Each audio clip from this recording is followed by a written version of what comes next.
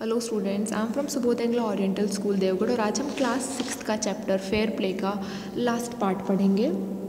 हमने 2 पार्ट पढ़ लिए थे उससे पहले और उसमें हमने देखा था कि जुम्मन और उसकी आंट का जो केस था वो अलगू ने सोल्व किया था और उससे क्या हो गया था, अलगू और जुम्मन की दोस्ती टूट गई थी। उसके बाद क्या हुआ, जुम्मन बहुत ही मुसीबत में आ गया और उसे अपने जो बैल थे वो बेचने पड़े और बैल जिसको बेचे थे उसी गांव के एक कार ड्राइवर को, जो जिसका नाम क्या था, समझू साहू को बेचा था।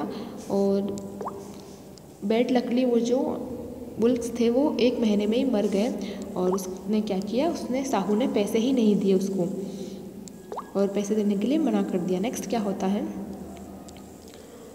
Algu decided to refer the case to the panchayat. फिर अलगू ने सोचा कि ऐसे तो मुझे पैसे नहीं मिलने वाले, मैं ये कहाँ लेके जाऊँगा, केस पंचायत में लेके जाऊँगा। For second time in a few months preparation of holding the panchayat were made, यानी कि कुछ ही महीनों में ये दूसरी टाइम वापस प्रिपरेशन होने लग गई कि अब वापस क्या बैठेगी, पंचायत बैठेगी।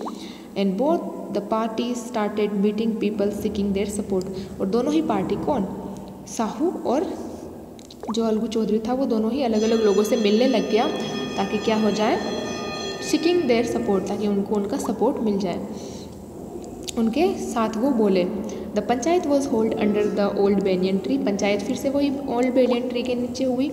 Algu stood up and said, Algu खड़ा होकर बोला, the voice of the panch is the voice of a god. Same चीज़ है ना कि वॉइस ऑफ पंच क्या होती है, भगवान की आवाज़ होती है। Let Sahu nominate the head panch. तो साहू को मैं ये मौका देता हूँ कि वो हेड पंच नॉमिनेट करेगा। I will abide by his decision, और मैं जो भी डिसीज़न लेगा वो हेड पंच, उसको एक्सेप्ट करूँगा। फिर क्या होता है, साहू सा his chance and propose the name of Jumman. Sahu ने इस चांस का मौके का फ़ायदा उठाया और प्रपोज यानी asked told the name of Jumman. Jumman को, उसका जो दोस्त था, जो दुश्मन बन गया था, उसका नाम ले लिया। Algu heart snake and he turned pale. Snake यानी उसका जो दिल था वो हिल गया। उसने सोचा, अरे ये क्या कर लिया इसने, और वो इसका जो मुंह था वो पीला हो गया। But what could he do, लेकिन वो अब क्या कर सकता था, यानी उसे डर लग रहा था कि ये जो केस है ये तो मेरे फेवर में आएगा ही नहीं, जुम्मन जो है वो तो मेरा दुश्मन है, वो तो मुझसे रिवेंज लेगा अब। The woman Jumman became head panch. He realised his responsibility as जज and the dignity of the office. जैसे ही जुम्मन क्या बना, हेड पंच बना, तो उसे क्या रियलाइज़ हुई, उसकी रिस्पॉन्सिबिलिटी एज अ जज, उसको जज होने की रिस्पॉन्सिबिलिटी और डिग्निटी, उसकी जो डिग्निटी थी उसको रियलाइज़ हुई। खुड ही seated in the high place have his revenge now? He thought and thought, no, he must not allow his personal feeling to come in the way of speaking the truth and decide justice. फिर वो सोचता है कि क्या मुझे अपना बदला लेना चाहिए, अब मुझे मौका मिला है तो मैं इस सीट पे बैठा हूँ, अब मैं कुछ भी कर सकता हूँ, तो क्या मुझे अपना बदला लेना चाहिए। लेकिन वो फिर सोचता है और वो कहता नहीं, ऐसा नहीं कर सकता, मैं अपनी पर्सनल फीलिंग की वजह से क्या कर सकता हूँ, झूठ का साथ नहीं दे सकता और कांट गो अगेंस्ट ट्रुथ, और मैं जस्टिस करना चाहता हूँ, मैं इनजस्टिस नहीं कर सकता। तो नेक्स्ट क्या होता है, नेक्स्ट देखिए क्या होता है। Both Algu and Sahu started their cases. They were cross-examined and the case was considered deeply. Then Juman stood up and announced, it is our opinion that Sahu should pay Algu the price of the bullock. When Sahu bought the bullock, it suffered from the disability or disease. The death of the bullock was misfortunate, but Algu cannot be blamed for it. Algu could not contain his feeling. He stood up and said loudly over and over again, victory to the panchayat, this is justice, God lives in the voice of the punch. फिर क्या होता है कि वो सारा case सुनता है। Both Algu and Sahu started their cases. उन्होंने अपने केस स्टार्ट किए, उन्होंने बताया कि कैसे मैंने इसको बेल बेचे थे और वो 1 महीने में मर गए, और ये सब चीज़ें स्टोरी उन्होंने बताई।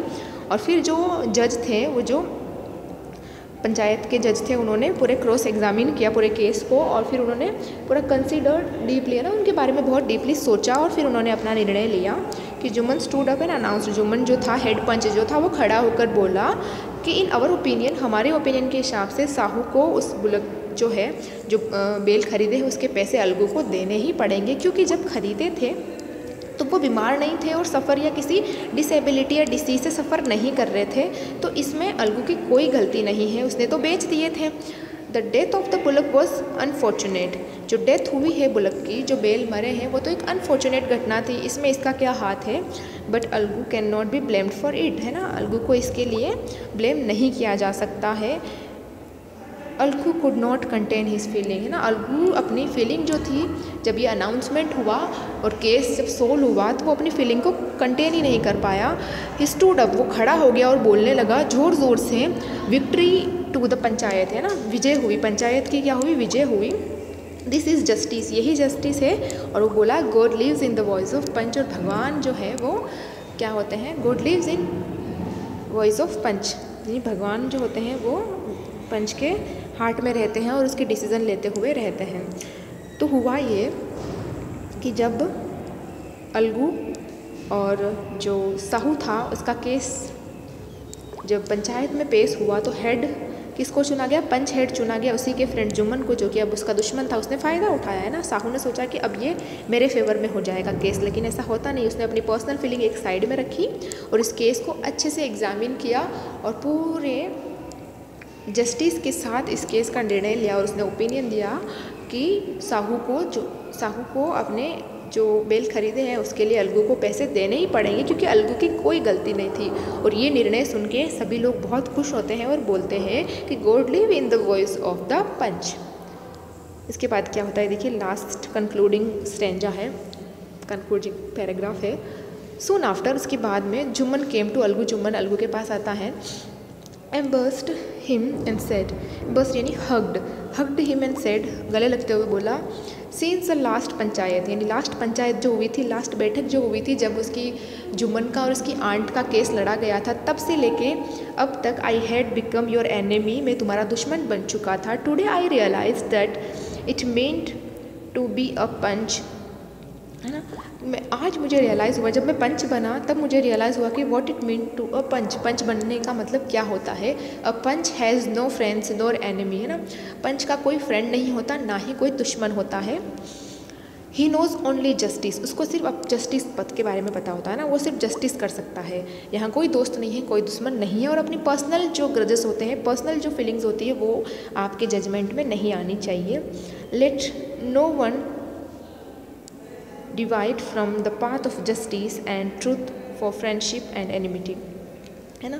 डिवाइड यानी मूव अवे, यानी कोई भी जब जस्टिस कर रहा होता है ना, जो भी जस्टिस आता है तो उसे अब दूर नहीं होना चाहिए, है ना, ट्रुथ से, यानी सच से भागना नहीं चाहिए अपनी फ्रेंडशिप और एनिमिटी के चक्कर में, यानी दुश्मनी और फ्रेंडशिप के लिए सच को अनदेखा नहीं करना चाहिए और गलत का साथ नहीं देना चाहिए। Algu embraced his friend and wept, Algu ने इसके फ्रेंड को हग किया, गले लगाया और रोने लगा। And his tears washed away all the dirt of misunderstanding between them, और उसके जो आंसू थे, आंसू जैसे ही निकले उसके साथ ही उनकी सारी मिसअंडरस्टैंडिंग ख़त्म हो गई और वो फिर से एक बार दोस्त बन गए। ये जो स्टोरी है ये प्रेमचंद की स्टोरी है, जिसे रीटोल्ड किया गया है, फिर से लिखा गया है, प्रेमचंद की स्टोरी है ये। तो हमने ये स्टोरी पढ़ी, इसमें क्या देखा कि लास्ट में वो जब केस लड़ता है, खुद जब उस जगह पर होता है, खुद को जब रिस्पॉन्सिबिलिटी मिलती है, तब उसको रियलाइज़ होता है कि हमारी फ्रेंडशिप और हमारी एनिमिटी जो होती है, हमारी दुश्मनी जो होती है, वो जस्टिस के बीच में नहीं आनी चाहिए और हमें हमेशा सच का साथ देना चाहिए। आगे चाहे कोई भी हो, आपका फ्रेंड हो, आपका रिलेटिव हो या आपका दुश्मनी क्यों ना हो, आपको हमेशा सच का साथ देना है। तो इस स्टोरी से हमें क्या शिक्षा मिलती है कि हमें हमेशा क्या करना है, सच का साथ देना है, आगे चाहे कोई भी हो।